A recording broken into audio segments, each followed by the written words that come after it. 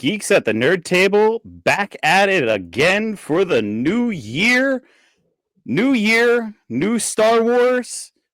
We're talking about Skeleton Crew. Hope you watched the last 3 episodes that came out. That's 4, 5, and 6. Let's get to it.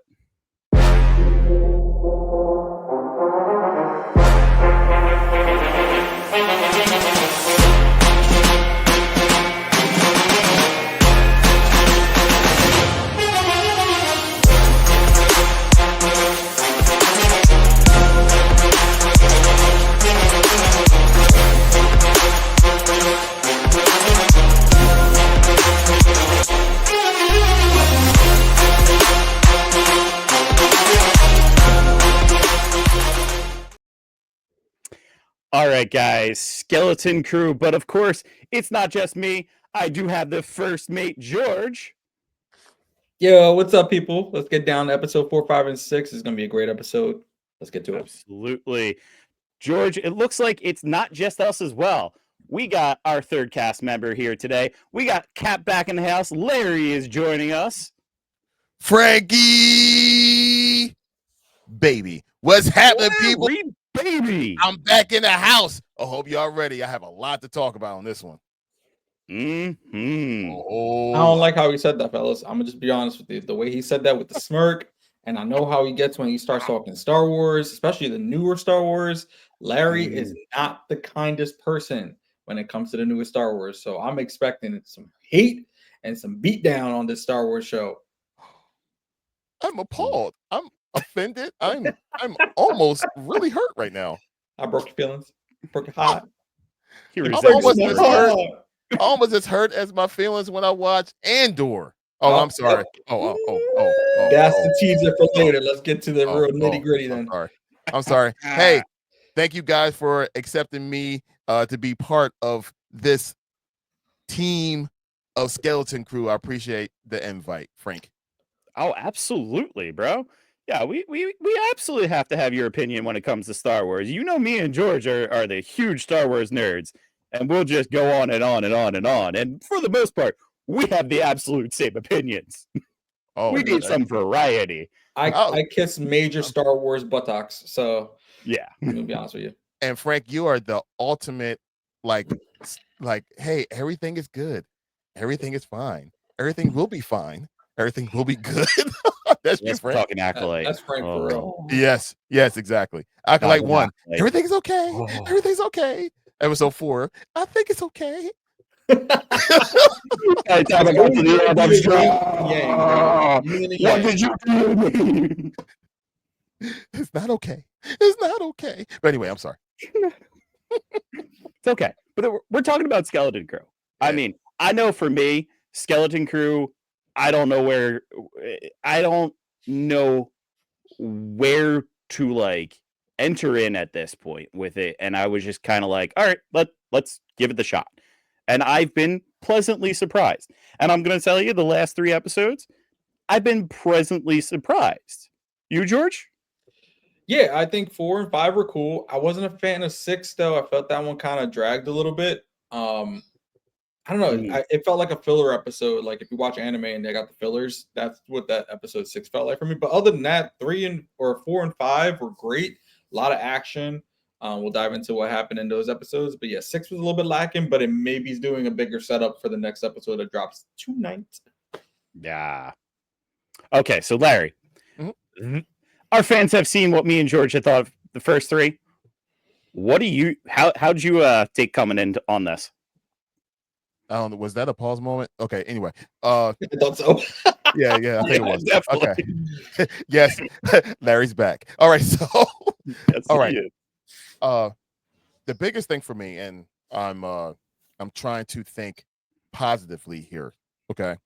When you think of a show like this one here, where the cast and crew primarily deals with children or kids, especially in a situation where they're supposed to be lost in space, trying to get back home, and have to get together and put their wits together in order for all that to happen and go through everything they go through, just so they can achieve the goal. A part of me wanted to actually like the characters. Mm. I wanted to actually root for them and see the greater good in them and say like, oh, I can see something great out of this individual through their trials and tribulations and what they're going through. I found myself literally, and I may be by myself with this. After episode 5, I said, yep, I still don't like none of them.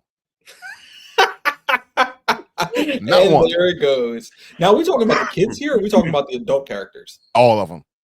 Oh, okay. I was Alright. trying my best to like at least like and root for at least one of them. Not And even Neil, bro. He's so funny. He's got a good personality. yeah, and then he got okay. We'll go in more in depth with the with the actual episodes themselves, but I just don't like him. And episode 6 is when I finally said, okay, I like that one. I'm rooting for that one. Yeah, I think I know which one you're talking about. And I said, all right, I'm intrigued, just like you said, Frank, earlier on a one-on-one conversation. I'm intrigued by this one individual. And like I said, we can talk more about it later, but that's about it so far. I mean, even the flop moment that happened in episode 6 is like been my time to say, like, you know what, I can start to like this individual, which seems to be what the whole story was supposed to be based around, and apparently it's not. But we'll get into that once again in detail. But yeah, I wanted to really, I didn't want to like them. I wanted to love them as characters. I wanted to love them and root for them. Like at this point now, I don't care if they make it back home. Like, like who cares? Let them just still be lost in the wilderness and what have you. But they're not showing any kind of growth of likability for me yet, except for the one. And I guess for this show to be something similar to the Goonies, like we love the characters from the Goonies. Yes. You know what I mean? So like I can see where you're coming from, where they're just kind of like, these are some bland kids. Yes. So yeah, I can see where you're coming from. I just don't want to give them too much hate because they're kids. The kids. I'm just trying to be fair. You know what I'm saying? They're new well, we can be fair and say the actors are doing their job. Yeah. They're doing a good job. Yeah, I think the actors are portraying these kids fantastically, phenomenally. They're doing their part. I think the writing, I think, is where like it's lacking. It's not, you know, the writing is not filling out these characters until episode 6, where we get one character that actually has a story. Yeah, well, I mean, no, yeah, you're right. Yeah, that one character is the only one that had like a backstory about what happened. Actually has a story. Yeah, you know what I mean? Like, so I think I see where you're coming from. I agree. Yeah. You know, they're all doing a good job, just not like there's moments where the one girl is like the one that's supposed to be the captain. Fern. Fern, yeah. Yeah. There's moments where she's okay, but nothing's endearing me to her. Nothing's like, you're that brat. Like, sorry, you're just that brat, and I don't actually care about you. And episode 6 actually makes me care less about you.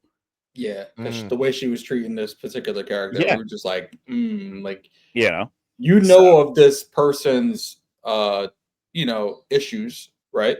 And you don't think twice, like, oh, this person can do anything that I can do, but you really can't. You know what I mean? There's limitations. And I think that was really cool about that episode, is that this shows like no matter how much you think you can do something, there's limitations to your body. You just got to learn them. You got to know what you can and can't do.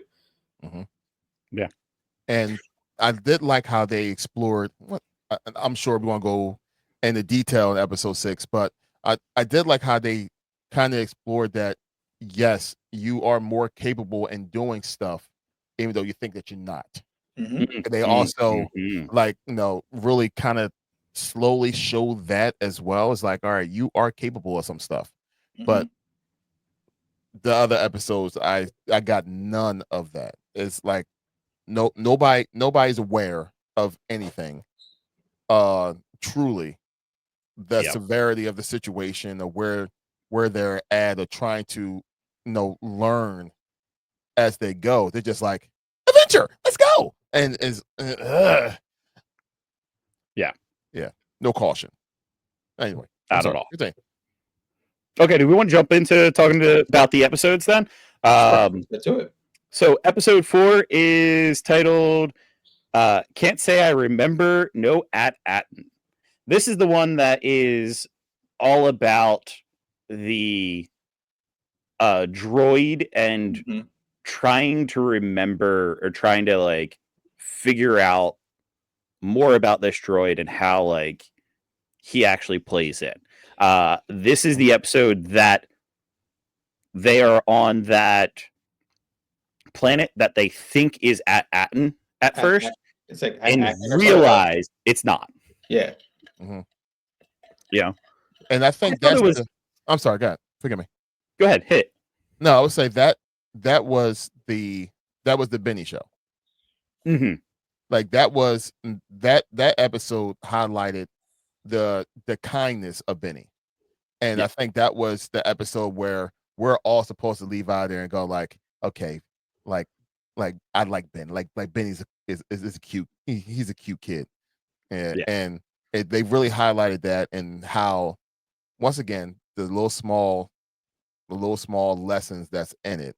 Let's say you can find something good in the show, but the little small lessons in it is kindness would trump any kind of negativity, and his kindness shows very, very heavy there. But with all that kindness, there is some force that had to be along with it. Thus, his arc at the end of the episode, him stepping up and doing what he did and trying to sacrifice, or at least to save someone else, he was willing to sacrifice himself. And that was cool to have in that. But yeah, please go ahead and get into another episode, Frank. I mean, that's basically the synopsis of the whole episode. Like, the interesting thing to me was this episode is the longest episode of the whole entire show. It also was like the most revealing. 38 minutes. Yeah, it definitely was the most revealing episode, though. Because I think me and Frank talked about it in the last episode. We talked about episode 1, 2, and 3. We knew there was something wrong with this droid. It was something that was hiding. And the fact that even though he's following the pirate code, he's following Fern as captain, he was still being able to override her commands. So that was something kind of crazy. So like, was that something that was always added in the back? And we wound up finding out that the old captain was like, hey, if anybody asked about At-Atten, you have to go into this kind of kill mode. You know what I mean? Yeah. Destroy all that ask. Yeah. That come looking. We knew the droid had something to do with it. It was good that we got that reveal.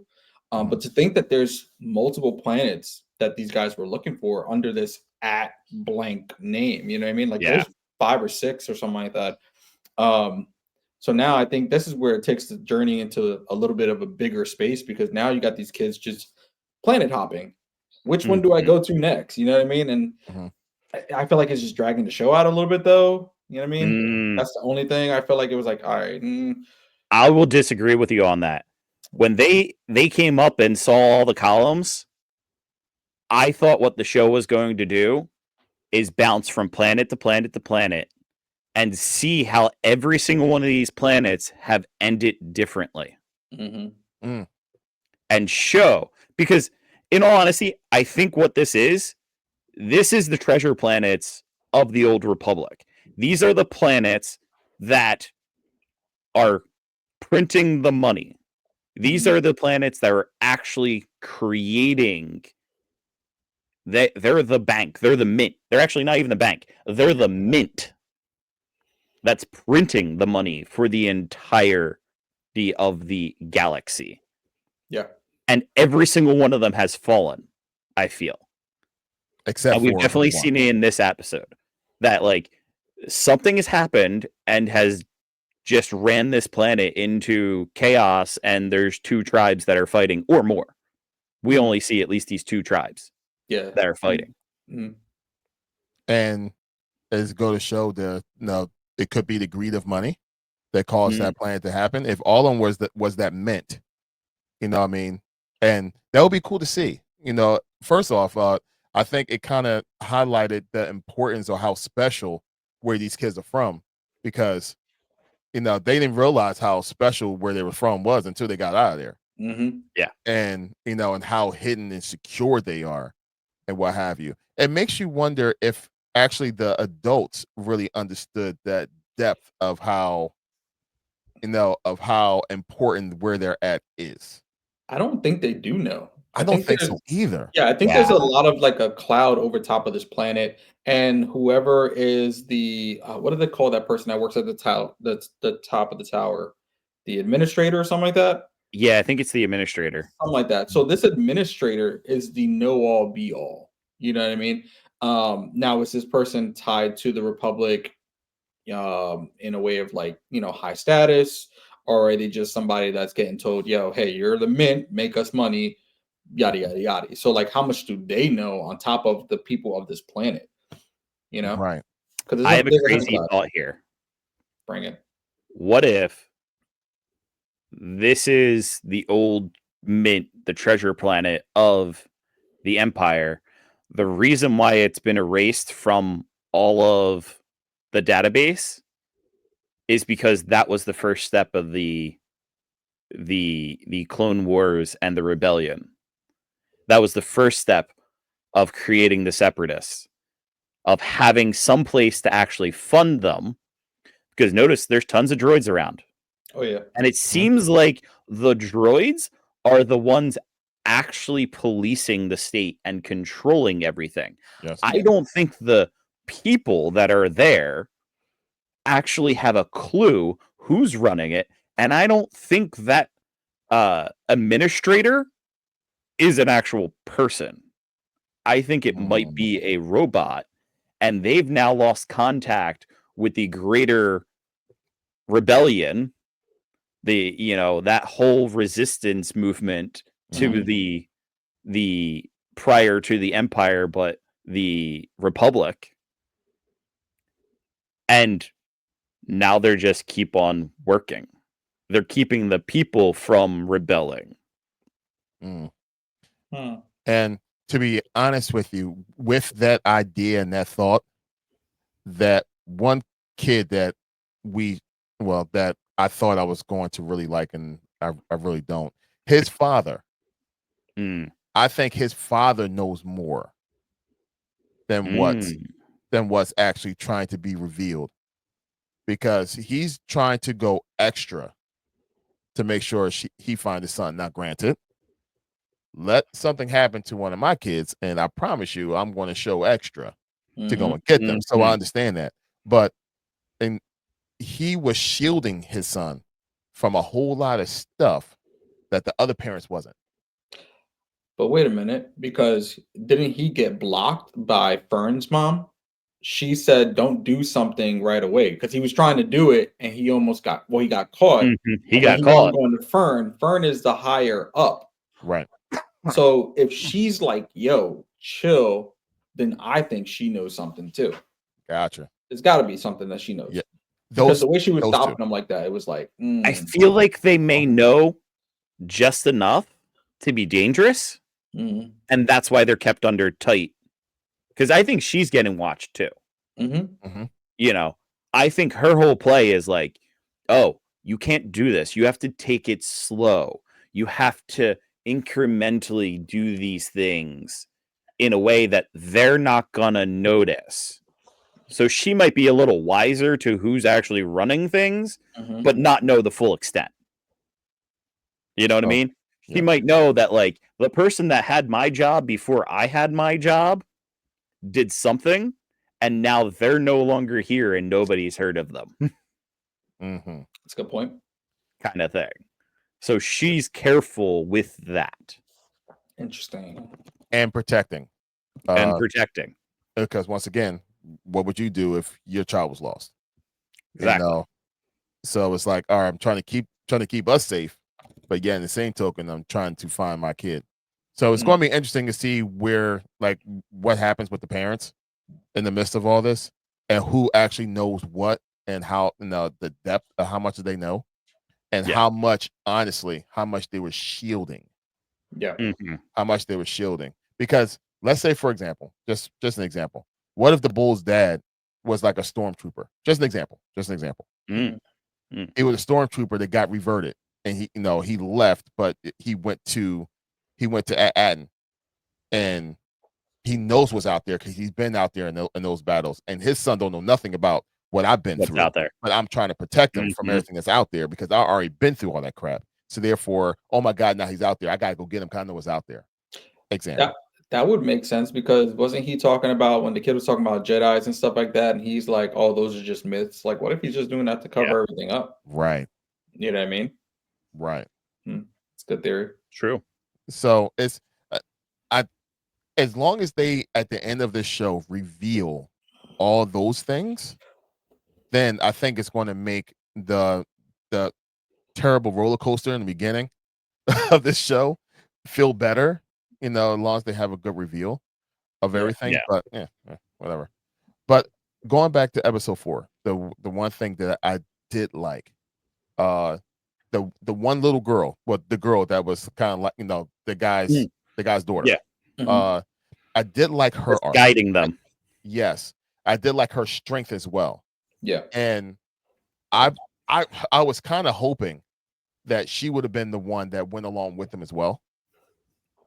Because that would have been interesting. Yeah, because her strength, her ability to want to survive, I think would have been like really crucial for those 4 because those 4 have no clue what they're doing. not at all. Yeah, and I think that segues us into the next episode perfectly good because the next episode 5, is you have a lot to learn about pirates. This is the episode that they go to the treasure cache of the pirate that owned the ship before they're on. Mm-hmm. And they end up running into another bounty hunter / pirate and all of that. The one thing that stands out in this episode to me is the fact that they find it under this pleasure state hotel kind of thing. It's just meant to be, some kind of uppity spa. Yes. Kind of thing. That's what it seems like. Yeah, a crazy cruise ship, and how I was looking at it. Exactly. It's a crazy cruise ship kind of thing. Yeah, exactly. It's kind of like, they were making a comment about the crazy cruise ship that Star Wars Disney did and just kind of failed at. Shots fired at their own selves. That's crazy. Yeah, right? They'll be playing Russian roulette with themselves. They literally get into the cache, and in the cache, the thing that I noticed immediately is the lightsaber. Just sitting there. The young bull picks up that lightsaber and total fail almost stabs himself in the foot. Oh man, that was such a funny scene. Because this kid so badly wanted to be a Jedi, you would have thought he would have understood which way to put the lightsaber. And of course, he points it towards himself. And I'm just like, stupid kid. Like, if that was me, bro, I would have been like, all right, cool. This looks like the emitter, so I should probably hold it that way. And then be like, pew. But no, man, he definitely shot himself in the foot. Oh, yeah. Clearly. Yeah. He definitely shot himself in the foot on that one. It was hilarious. But I actually watched that sequence. I hated that scene. I was so pissed off at the kid. I'm like, you stupid. I was so mad. Because he's so stupid. I feel you, but I watched that a couple times. I am not convinced that he had it the wrong way. You thought it was a dual lightsaber? No, I think it's a trick lightsaber. What? So in old legends, there are stories of Jedis that either hide their igniter button, so you have to hit it with the Force, or they do different things to it, so that if somebody was to get a hold of it and think, oh, I'm going to use this against you, hit the button, and all of a sudden you just impaled yourself. I'm watching that again because there's a moment where Silver picks up the lightsaber and he holds it out to the side, and the way he holds it and hits the igniter button, it looks like he thinks it's gonna come this way, and then it comes out that way, and his eyes kind of go like, huh. I mean, maybe I thought maybe it would have been like a dual lightsaber and it had the two switches and he had it pointing downward. And he hit the wrong one. And he hit the wrong one, yeah. There's something odd about it. I feel like that's gonna come back up again. Oh well, yeah, Silver has it now. Yeah. And Silver in that episode proved to me that he had to be a Jedi. There's some with him, bro. I swear he's got to be some type of something. And I actually kind of thought about your theory from last time too, about him being the pirate lord that got mutinied in the first episode. Because I'm like, this guy knows a lot. When he was doing the booby trap stuff, he knew exactly what to do. You know what I mean? Like there's a lot of stuff that he's hiding, and he could be a Jedi. You know what I mean? Like there's no doubt in my mind that he can't be one. He can definitely be one. He's done some stuff where he was very Jedi-like. And whether it was like something that he picked up along the way from another Jedi that's out and about in the world, or maybe something that he just kind of like was in the academy at the time, because he would be in that age group. You know what I mean? Where he would have been like a Padawan at the time. He could have been a youngling that survived and got smuggled out. Exactly. Mm-hmm. We've seen that there is a possibility of smuggling younglings from the Jedi when the whole Order 66 thing happened. Young Grogu, he was smuggled out. So there's a possibility that some got away. And the fact that he did look at that lightsaber funny.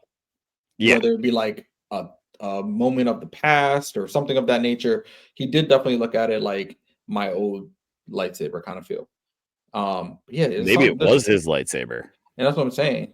But with that being said, then what you just said, Frank, wouldn't make any sense. That's true. It wouldn't make any sense. And he would knew already of where that blade would have came out at. Yeah. Yep. So there's something going on with him that I don't know if that was. Look at it from the point of view. I don't know if he's that pirate master that was there in the beginning. Mm-hmm. But what if he was? He totally is. What? Oh, you think he is? Oh, he definitely is.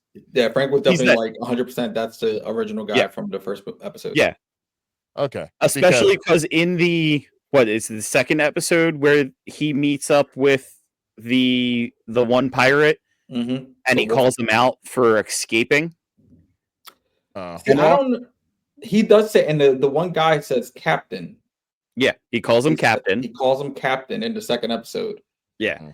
So and then says, "Why would the other captain let you go after we mutinied against you?" Mm-hmm. Yeah, so there's definitely some like lead in from that, but that doesn't necessarily mean that he is the one from the first episode. But it does show that there is some similarities between him and this previous captain that they had that was mutinied. Right. Okay. So we haven't gotten the full reveal because the original guy was wearing a mask. Yep. Mm-hmm.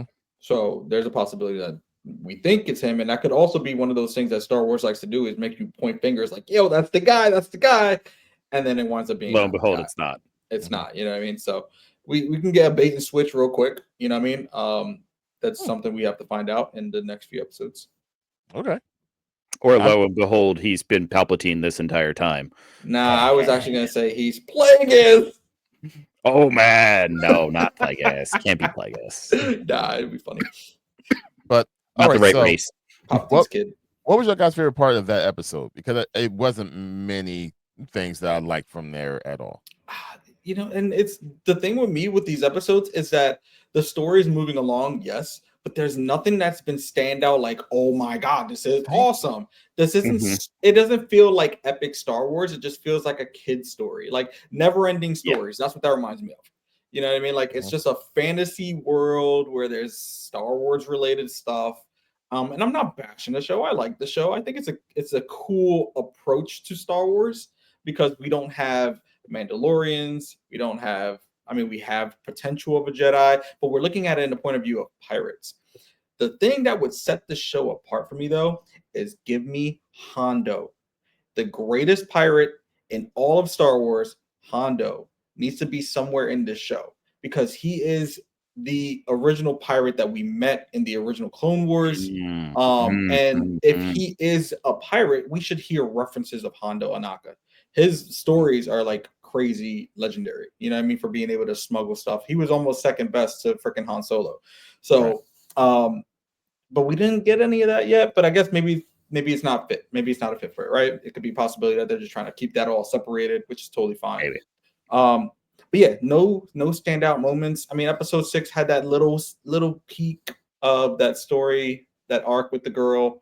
But again, nothing that's been like, ooh, this is Star Wars. Ooh, this is Star Wars. At all. And then I told Frank, it reminds me of like Treasure Planet more than it does Star Wars. Yep, absolutely. You know? It absolutely feels like Lost in Space, Treasure Mhm. Planet, The Goonies. Which is fine. I mean, if Is that's an exactly approach you what it want to feels like to me. go, yeah, if you want to go that approach and just utilize the Star Wars domain to get people attracted to it, that's great. But it's kind of like I don't know. They built that hype up for it to be a Star Wars show, and it doesn't feel very Star Wars like. True, very true. Yeah, they had a couple characters that popped into episode 5 though. The one girl that wound up the bounty hunter, her being from Dathomir, that was a kind of cool touch. Yeah. The wolf guy, he's actually a race that I forgot the name of. Yeah, there's a couple of them. You know, I feel like they're doing a great job at peppering in everything that is Star Wars to make sure it still feels Star Wars. Yeah. You know, the races, just the X-Wings. general feel of the ships, the X-Wings. They look great. Having the X-Wings show up. That was cool. You know, cool. That whole moment there. Even having the X-Wing show up in episode 3. Was it 3? Oh, when they're on that moon planet? We're on the moon planet. And then like the owl woman's like, if I told you where they're going, you wouldn't even believe me. Mm-hmm. You know, a whole like, okay, this universe is vast, and they're like, that's where that made it felt like they're on the outer rim, but I don't think they are. Yeah. This is like they're diving into like the core planets here. You know. Be right back.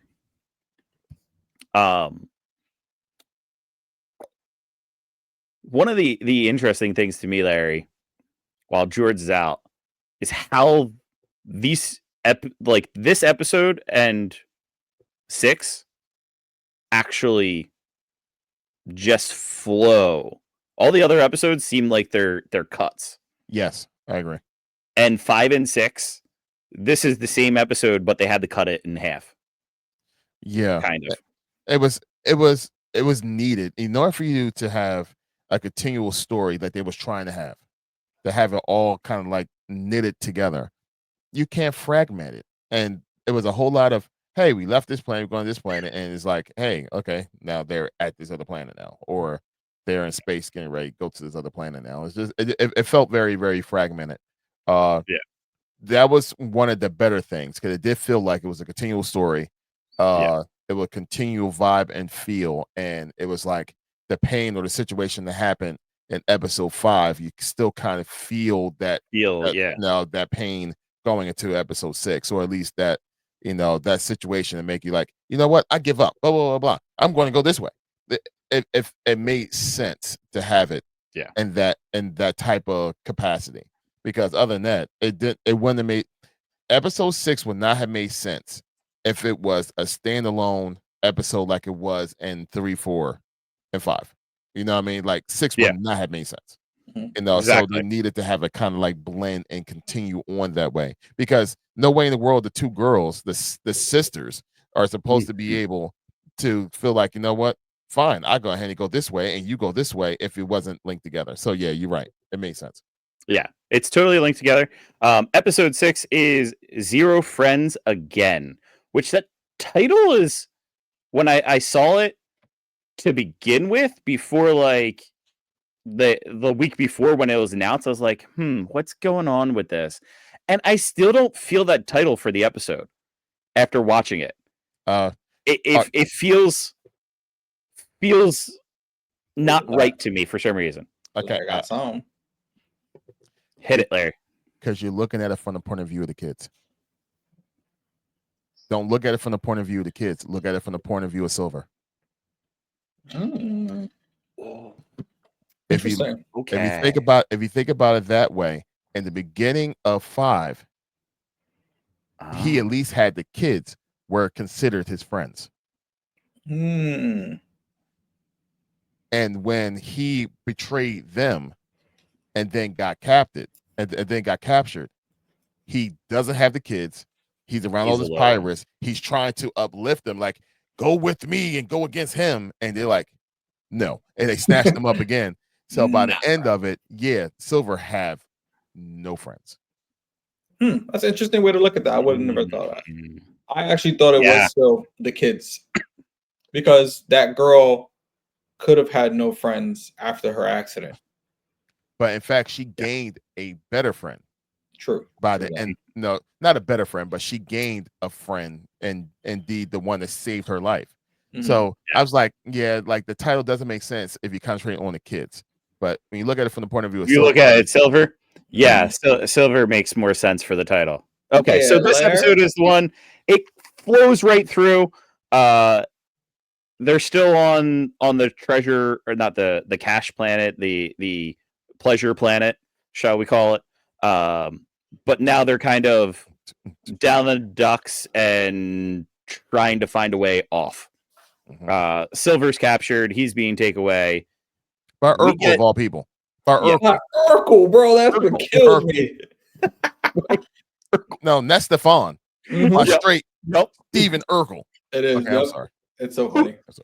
How many of you noticed it immediately? Did you guys notice him immediately? Yeah, absolutely, bro. Definitely. I literally saw him the first time I saw him in like one of the earlier episodes. I was like, man, they're giving him a cameo. Like a cameo. He got a whole part. Tiniest little cameo, and then he came back and it's like, oh, okay, he's getting a part. And he looked so weird with that bad bald cap job they gave him. Terrible. Oh, it was so bad. I'm just like, that looks like it's about to flop off his head, and nobody is saying anything about it. And terrible beard and the eyepiece. Like, come on. Yeah, bro. Like, yeah. Low budget, bro. How you get Urkel low budget? Like, I was waiting for him to just do the Urkel. That's something that I noticed a lot with this episode, with this show, is that the costumes don't look good. The wolf guy looks like somebody's Halloween costume that pulled out of a closet. Even when but I feel like that's Star Wars.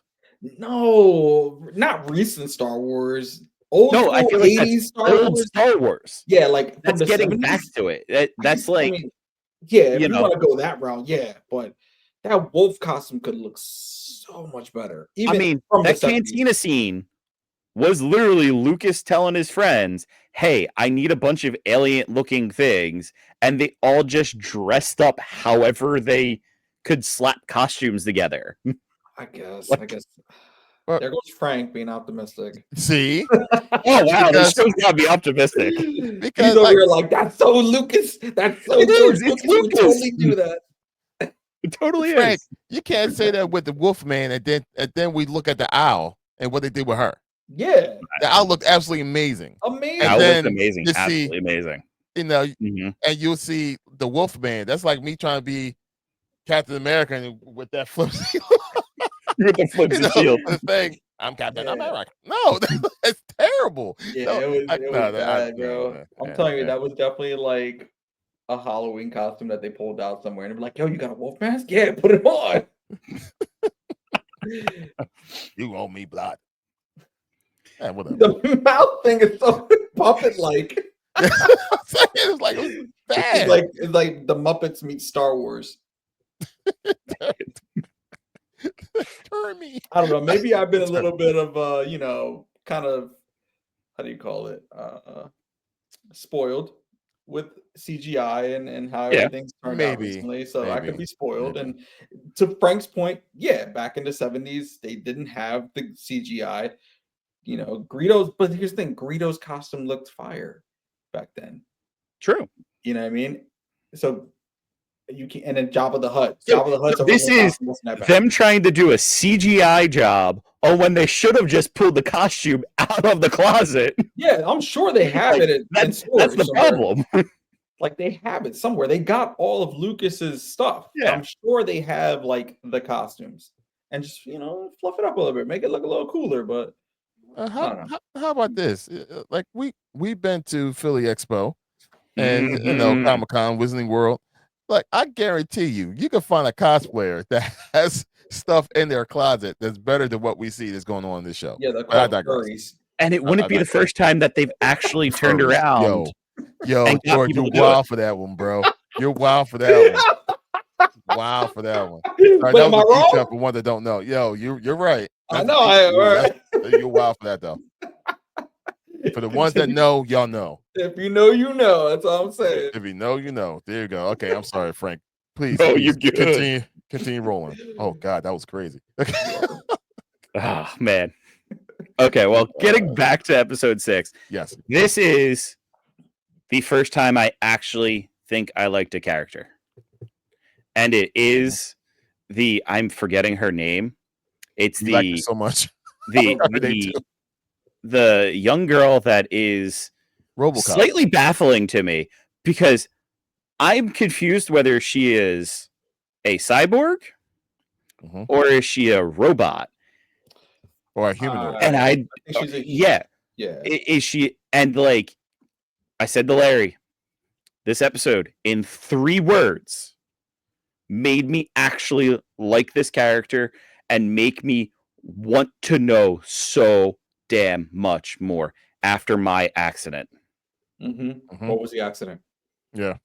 That's what I want to know. 3 words gave her such a crazy backstory, and you don't even know what it is.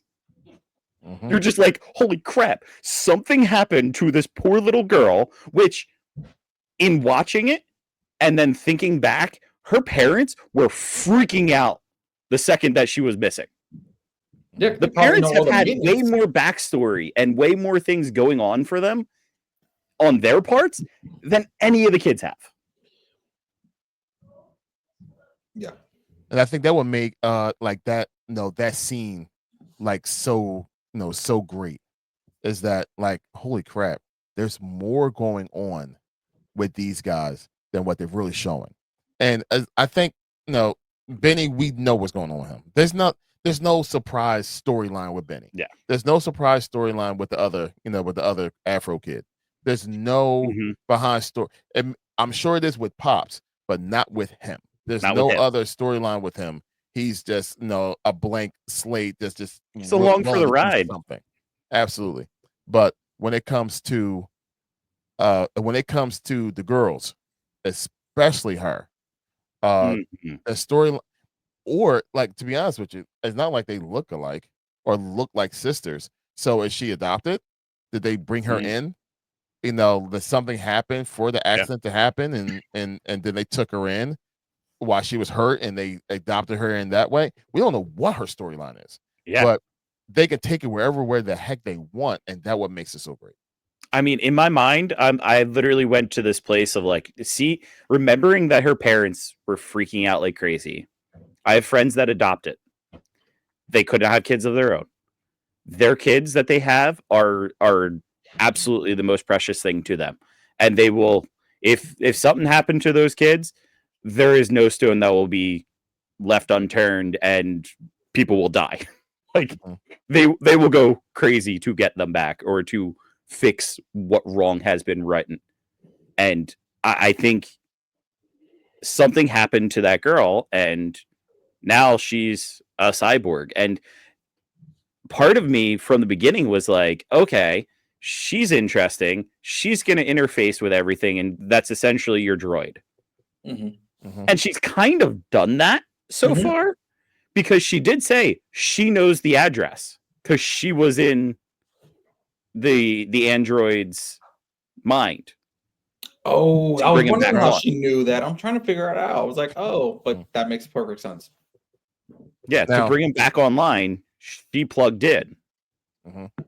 And she can plug in and talk to the computers and everything, which is fascinating. That scene of her like slowly breaking down and trying to do everything or instruct the other kid to do What the is stuff his name? before. I need to know his name. I'll look it up. I'm sorry. Continue. Yeah. But that Neil? scene Not was Neil. fantastic. Is it Neil? Neil? No, not Neil. Neil's the blue guy, the blue kid, Right. right? Neil's the blue guy. I don't remember. Where's the cast? That goes to Have the show episodes you pulled we don't care about these characters. It's so true. When it comes to the show, we just are. I got Silver, and that's it. How come Oh, I don't even know what the robot's name is. they're not even showing the kids? SM33? Is it 33? SM33 or something like Three. that? Yeah. You know, there's something I actually liked about this character. This character was a play on another character in Star Wars. Frank, you know which one I'm talking about? You thinking about the command? I forget whether he was actually elevated to a commander. That's on the ship. We're talking about the kid, the little cyborg kid. Oh, you're going back to the cyborg kid. Yeah, Cyborg Kid is a play from another character that they had in Star Wars that a lot of KB. people forgot about. Oh yeah. No, I was talking about the cyborg kid, the one that has at Lando's droid. Yep. Yeah. The same exact mechanics and everything. And I was like, oh, that's cool. They brought that back. So her name is KB. Her name is KB. Yeah. KB. The other kid is named Wim. Wim. Okay. And then we already know Fern. Fern and Neil. And Neil. Yeah. But that was an interesting scene there. I think there was also an interesting scene that like Wim can actually feel like he can do something. Because so far he's done nothing. Well, he wants to be a hero. Yeah, you know what I mean? exactly. That's one of his biggest things. He wants to be a hero. And I think after that moment, he's realizing that you don't need to be a Jedi to be a hero. Because you being a Jedi obviously failed when you couldn't put the lightsaber in the right direction. So you almost shot your own foot. Exactly. So how do you save somebody? In any way you can, and a regular day-to-day thing. And something like that moment where KB's going through a system shutdown, essentially. He doesn't know what to do. And she's like, don't worry, I'll coach you through it. And she does, you know what I mean? And that almost shows like, yes, you can help out people. Sometimes you're going to need your own friends to help out another person, though, you know? And I think he's starting to realize that in his own little journey. And maybe in the next few episodes, we start seeing that come out more. Like, he doesn't need to be a Jedi. He doesn't need to be this crazy, heroic person. He just needs to be somebody that's near and friendly. You know what I mean? Yeah. And her best friend doesn't seem to care. Well, I think now she's realizing. There was a little bit more of a crack there. There was a little bit at the end of that episode. There was a little bit more like, you're my best friend. I can't live without you. Like, I can't do anything without you. We have to do things together. So, yeah. Now, peep it, though. And the one thing that me just guessing, and once again, is so the phrase was, Fern always think that I can do what she can do. Now, could it be very possible that she felt that way because her family, her parents, keep saying, oh, she could do what you could do. Y'all could do the same things. There's no limitations to you. You could do everything that she can do. And then when the opportunity happened, when they was going through something, like, no, she could do what I could do. Come on, let's go. And maybe that was just kind of like embedded, or it could have been like I know she can't do everything I can do, but they always say she can. So go ahead and prove it. I don't know if that was the case, man. I think it might be actually one of the things like a opposite of what you're thinking. So Fern, I feel like, wants to be able to do everything, but she realizes that KB is part cyborg, that she can do everything. So I'm looking at it in a way of Fern's trying to keep up with KB. You know what I mean? Like that one friend that's she's essentially a cyborg. She's half human, half cyborg. And we see what droids can do.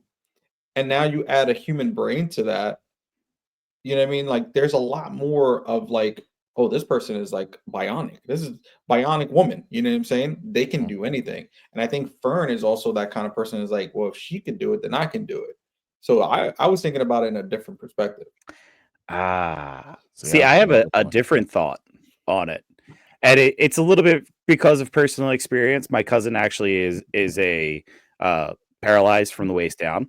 He got in a hockey injury, and my thought with him has always been not one of putting, me personally feeling like he can't do anything, but instead thinking there's limitations, but we can get around those. I've literally said to him, like, you want to strap on a sled? I will strap on a sled with you. We will go play hockey. He's actually an amazing gentleman that he does wheelchair rugby. He's done the Broad Street Run Wow. probably like 15 times now and has completed it every time. Like, he's powered through his disability and, proved that he can do anything he can put his mind to. He may have limitations. There may be things that are hindered, but like, I've never thought from day one that he wasn't going to be able to do something. I've always thought, yeah, you can keep on going. You can keep doing things. You can live as normal of as a life as I can. Yeah, there are limitations, but those limitations aren't going to stop it. And I think that's in a more of a childish way. You get that mindset of like, oh, yeah, you there's something different about you, but we can still do everything together. We can still do it. You can still keep up. That's man. Not realizing the limitations. Now, and thinking about it and listening to what you're saying, maybe, in her mind frame, talking about KB here, yeah, she was saying that, or in her own way, she accepted the fact that, no, I can't do everything that she can do. Yeah. Like, and it's just like, she think I can do everything that she can do, but I really can't. And now maybe she's recognizing her disabilities, and maybe she was getting kind of like down for that. She was putting herself down for it like a child would. I think for her too, her limits were coming into the form of like, if this didn't work out, she was done for. Yes. Yeah. You know what I mean? So that fear of like perishing can really mess with your head in a time like that. You instantly give up. And I think for her to even have the willpower to give Wim like, hey, this is the directions, do what you can and try to help me out. But if you can't, you can't, you know what I mean? Like, it was there in the back of her mind. So that takes a lot, man. That's not something that's easy. Not at all. She's in my eyes the stronger character out of all of them. Totally agree. Absolutely. And no, she's no, I'm not gonna say that because that's blasphemy. But yeah, I'll say it. She's very Spockish. Yes. I didn't see that going that way. But that you maybe get kicked off the council. I know. I'm sorry. But yeah, I know. It was. All right. No, we can't kick him off the council. It was nice. No, okay. But you know what I mean? Like, no, she can be that leader, that quiet leader that kind of knows everything. Yeah. But yet, like, she's not going to overstep her boundary. But we all know, like, is push come to shove, I need you to figure this out. and she got it. And I think that's something Fern's gonna have to learn too. Is like, she can't command this skeleton crew by herself. She's gotta trust in her mates, So hopefully she starts learning that after this last episode, which that'd be great, because I think that'll start leading into like these kids could literally be a legit crew at some point. You know what I mean? Yeah. As long as Wim stops, which is where I thought they were going. I thought that's where they were going. I agree. When you saw all the different planets, and they would just be hopping, forming them into more of a crew. Yeah. Well, I tell you this. What should happen is after episode 6 is that they should have learned that they need to depend on each other. Yeah. Because no other episode they actually say, like, I need to depend on him to do this. I need to depend on her to do this in order for us to do this. There was no other episode that was like that except for this one. They needed the bravery of Fern at the end in order for them to get it out of there. And like, for the first time, there was like working as a team. especially when their ship was starting to getting chewed up, from the trash compactor. Like, Wim, I'm getting on the guns to see if I could try to loosen this up from there. And like everybody was just like bam, bam, bam, and then there was Benny that was just like, but but everybody else kind of like jumped on and did what they had to do. And that was kind of like one of the first times to say like, okay, they actually need each other and they know they need each other, and they succeeded. So maybe, I'm hoping that the last 2 episodes, I think it's episode 8, right? Yeah, it's 8, I think, right? Yeah, we have 2 more episodes. So I'm hoping the growth from 6, will show the strength of them, like you said, George, as a crew when it comes to 7 and 8. Yeah, because they didn't have anybody to fall back on at that last part. They didn't have Silver, they didn't have SM-33. They were literally the ones commanding that ship, and good thinking on Fern to drop that off. You know what I mean? Like, that was a smart move, and they got a dope looking ship at the end of it. How about it? It looked really cool. So, like, to think that all of that stuff that was on top of it was clouding something as cool as that ship. Well, like, and that, don't ever push that button. Yeah, don't ever push that button. But that ship was set up specifically to make it into at Aden, because the hologram actually talked about it. Of, I had this ship set up, I had it up armored in order to survive the journey. That would make sense, because isn't the planet covered in a giant shield? Yeah. So that can make sense. So now when to be able to get in? That's gonna be the next thing. And it's probably why Silver didn't want that piece falling off, because that piece that's their ticket off is how they will get in. Yeah. Interesting. Well, I mean, it's going to be the last couple episodes. At least now is intriguing. Unlike the Acolyte, that at this point was like, I don't care about the last 2 episodes. So it's at least intriguing enough to to see where it goes. Yeah, this has definitely been an interesting show. I personally, I've said it before, I don't feel like this show is a show that's for me at this time point in my life. I feel like it was more geared to like me when I was like 7, 10, like younger. You wouldn't have liked it then set either. up like that. You wouldn't have liked it then either. No. I think, in all honesty, you at the age that you are now will be able to kind of muscle your way through it, knowing that you'll be able to see stuff that's in it that's what you already had before. True. Because that show is not going to capture new Star Wars fans. It's definitely just hearing a lot of the older fans even more, if anything. Grogu brings in new fans. Yeah, totally. Not Wim. No, Neil though, I love that little guy, man. He's so funny. He reminds me of a little me. Neil's interesting. He's like me. I still don't care about Neil. He's a cute kid. It's like, you shouldn't be here, dude. Exactly. You should not be here. Yeah, and I understand why. No, will you be surprised if something major was to happen to the ship and he's the one that's blown up and hurt in the corner? It would not surprise you. It would be him. Don't do that to me. It would surprise me, and I would feel bad because he's the sweetest of them all. Exactly. But he's also now one of the braver ones because of what he did in episode 4.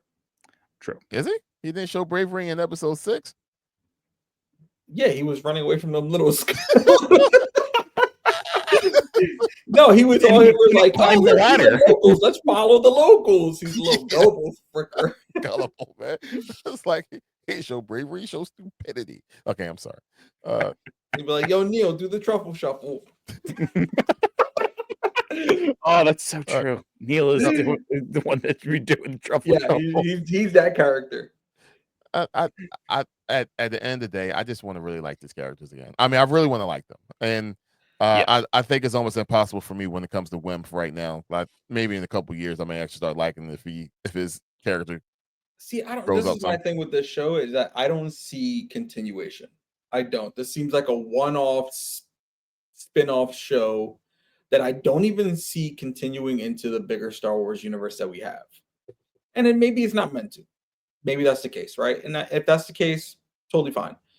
But that's probably why these characters aren't memorable. They're not meant to be remembered because they're not going to continue anywhere. These kids are going to have this one-off adventure, and then that's going to be the biggest highlight of their entire life. Yeah, maybe. It's going to be like high school for these kids. They're going to be stuck in that, I was the quarterback. This is the best time of my life. I threw 4 touchdowns in a single game. Yeah. But, yeah, except for Wins is, I held a lightsaber. I almost stabbed myself, but I held a lightsaber. Best day of my life. Terrible. I'm hoping it's not the case. I'm really hoping that it's not a one-off. I'm hoping it's something they can go ahead and grow from. And even if it's something like like later on you see Wim doing something cameo somewhere, and he's doing something that's important when it comes to the alliances. I don't know, something. Oh, something that I did not know. I really don't know for sure. Y'all can answer this question for me. When it comes to the timeline, when exactly is this show being placed at when it comes to the Skywalker saga? It's during the Mandoverse, actually. Yeah. It's all at the same time. Okay. So it's the same time as Mando and Grogu, Ahsoka, all that stuff. It's all in the same space. I think, what was it like? This is pre-Rise of the Empire, pre-Rise of First Order, post-fall of the Empire. Gotcha. Yeah. So this is Luke. This is badass Luke. Oh. Yeah. Basically, yeah. Yeah, this is the Luke that we like. Okay. So this is that time frame. Okay, no problem. I was just confused, like how early or before. I didn't know for sure. So thank you for that. Yeah, well, it was like between 5 and 9 years after the Battle of Yavin. Yemen. Yeah. Okay. Well, and the confusing part is they were trying to, like, the media releases of it we're all talking like this is prior to everything that's going on with Mando, and Mando was supposed to show up, like an older Mando was supposed to show up, and all this stuff before they fired him. Like there was so much stuff in the background of this show, which is also why I've came into the show like, I'll see if it's even good, because the last one, that was a Kathleen Kennedy project. Because remember, this still is a Kathleen Kennedy project, even though it was taken over. You know, that's why we don't like them. I feel like they've gutted a lot of stuff in order to make a show that's even remotely worth watching. That's a possibility, dude. You know, I can see that. Okay, where's my card? I'm sorry. I'm sorry, guys. I'm apologizing in advance. Think back on The Acolyte. Once again, I'm sorry. Okay, think back on that show. Once again, did y'all like any character? I did. There's one character I really liked. Jackie. The girl, right? Yeah. Yeah. The one that died, right? Yeah, that killed like 5 freaking. She was whooping that went dude. Totally badass, and yeah. Yeah. X-23. Yeah. Doesn't the vibe of her remind you of KB? Yes. Okay. Like, yeah. If you just kind of like look at the arc of the storyline. I'm not saying the same character. I'm not saying that. But no vibe. Yeah. But just the vibe of KB reminds me of her. And I don't like anybody else that was in that story at all. Oh, except for Yoda at the very end. But that was it. Like, that's it. And it makes sense. Like, I don't like, she's terrible. She's terrible. Thank God she's gone. Okay, she's terrible. Okay, I'm sorry. Yeah. Thank God she's gone. Thank God we don't have to worry about Acolyte anymore. I'm kind of depressed about that. It could have went. So it could have been such a great. No, it couldn't have. It was. My only gripe about that. My only gripe is that they had a crazy opportunity to give us the Plagueis story, and we didn't get it. that was the highlight of the show for me, and the way that it was just thrown in there all willy-nilly, it was just like, "Let's throw Plagueis in the show, you might like it," and it just didn't. I don't know, man. It was a missed opportunity. Anyway. And that is the difference between these two shows. Acolyte threw something in that we all thought we would love. This isn't touching anything that I would say any major group of the Star Wars fandom is going to be like, "Oh, we love this," and then you're screwing it up. Yeah. The good thing is the bar is getting This set is- low because they can't screw anything up because it's just there. Yeah. It's one of those stories that's just there. You know? Yes, yeah. Like, But that's no. cool. These kids go on a wild adventure. Cool. You know, they're at this planet that makes all this money. Cool. There's pirates. To be honest with you, the pirates of Star Wars were never a big thing for me. Mhm. I always feel like, granted, you had to throw pirates in there because there's so much symbolism to pirates in space and or the sea in space and Right. stuff like that. So it just, you know, it works, you know. But it would never like, oh, I need a story about pirates. Yeah, well, Star Wars has Bounty- always been a space western Yeah, more than a space pirate show. I right. mean, It's more than Pirates of the Treasure Caribbean. Planet. That's cool. I mean, like I said, it's cool. I don't hate the show. I'm not ecstatic about the show. I do want to see what these last 2 episodes are, so I'm still gonna watch them. Yeah. Because at this point, I'm invested. I'm in 6 episodes. You know what I mean? There's only 8. It's not like I have a whole nother 12 episodes to go, and I'm like, oh, I'm bored. Like, I got 2 more. I'm gonna stick it out. I'm gonna be that guy and just be like, all right, put the big boy pants on and just stick it out, man. And that's what I'm gonna do tonight after this episode. And the cool thing is that I promise I'll be part of this as well. So I'm going to watch the last 2 as well. Yep. And we're going to do this again for the last 2 episodes, and then I guess a finale episode of how we felt about the whole entire series. Yes, Yep. sir. Yeah, absolutely. So well, I guess that's everything for this episode. I guess we shall wrap it up. Any last comments from you guys? If you guys haven't, keep tuning in to Kevin and Mike's Creature Commandos. That show's actually pretty funny. I do love it. I do want to probably get an episode with those 2 at some point to talk about it. But yeah, keep watching those. Those guys are doing a great job. Yeah. Larry, anything? I'm back. And finally, I found some time to catch up to everything. So, like, I'm even caught up to Creature Commandos as well. So, I'm looking forward to being back with my boys again, talking all this good jazz again. And hey, until next time, peace. So thanks for tuning in and hanging out with us on one of our extra bonus episodes. It is a new year. This may not be the first content we have out for the new year. Kevin and Mike beat us to it, which is perfectly fine, but there's a lot more to come. So stay tuned to our regular podcast schedule and also any of the extra bonus stuff like this that we have coming out.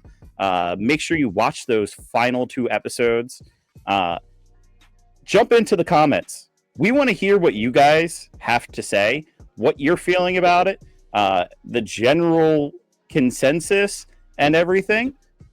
You can tell us straight to our face that we're all idiots and we have no clue. Or you can build us up and say, hey, you guys have like some good ideas here and what's going on. So we'd love to see you in the comments. Make sure you like, comment, and subscribe. That really helps the algorithm, helps us grow. We'd love to grow the channel more, reach more people, and just build a bigger conversation. Hey, we want you guys to grab a chair, bring it up to the table, and welcome to the conversation.